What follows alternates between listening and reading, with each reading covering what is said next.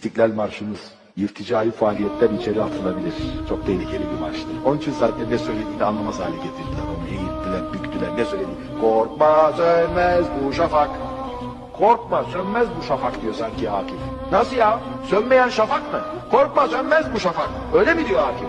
Sönmeyen o alt sancak. Şafak filan değil. Şafak söner tabii ki. Ne var? Şafak kararır bir daha aydınlanır. Bu abi yürekten kutluyor, ayakta alkışlıyorum. Gerçekten Akif bugün kalkıp gelse ve dese ki o ezanlar ki şehadetleri dinin temeli, ebedi yurdumun üstünde benim inlemeli diye ifade etse yine bir grup bugün kalkar irticacı, gerici, yobaz, mürteci diye adamı yaptılarlardı. Zaten anlaşılmasını da sağlamadılar. İstiklal Marşı bu şekilde okunmaz. Korkma sönmez bu şafaklarda. Anlaşılır bir biçiminden koparıyorsun. Halbuki hüzzam makamında olduğu gibi daha anlaşılır okuduğun zaman o şiir o adama bir ruh katar, bir mana katar. Bunun bir örneği var mı? Bugün İstiklal Marşı Derneği Genel Başkanı olan İsmet Özel bunu çok doğru bir biçimde okuyor. Örneği mi? İşte videosu.